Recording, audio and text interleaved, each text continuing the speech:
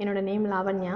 நான் பிரின்ஸ் ஸ்ரீ வெங்கடேஸ்வரா அப்படின்ற காலேஜில் வந்துட்டு என்னோட பிஎஸ்சி பயோடெக்னாலஜி நான் ஃபினிஷ் பண்ணியிருந்தேன். அங்கே முடிச்சுட்டு ஸ்ட்ரெயிட்டாக எபிசோட்ஸில் வந்து ப்ளேஸ் ஆகி அங்கே ஜூனியர் கோடராக ஒர்க் பண்ணிகிட்டு இருந்தேன். During that time at the end of my relieving டைமில் எனக்கு வந்து ஃபோக்கஸ் பற்றி தெரிய வந்தது. அப்போலேருந்தே எனக்கு வந்து வரணும் அப்படின்ட்டு ஆசை இருந்துச்சு. ஆஃப்டர் தட் 2025 நான் ஜாயின் பண்ணேன் ஃபோக்கஸில் ஜாயின் பண்ண போது எனக்கு சிபிசிக்கான ஸ்பெஷாலிட்டிக்கான ஒரு ட்ரைனிங் வந்து ஸ்டார்ட் ஆச்சு. Siva sir and Vignesh sir தான் எனக்கு வந்து ட்ரெயின் பண்ணது.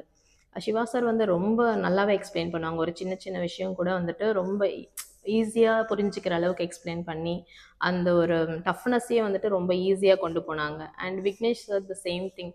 அவங்க வந்து ரொம்ப பொலைட்டாக, ரொம்ப காமாக, ரொம்ப பயமுறுத்தாமல் எக்ஸ்பிளைன் பண்ணுவாங்க. அண்ட் அவங்களோட லாஸ்ட் ரிவ்யூ கிளாஸ் வந்துட்டு ரொம்ப ரொம்ப ஹெல்ப்ஃபுல்லாக இருந்துச்சு. எனக்கு எக்ஸாம் ஃபியர் இருக்கும்போது அந்த ரிவ்யூ கிளாஸ் ரொம்ப ஹெல்ப்ஃபுல்லாக இருந்துச்சு.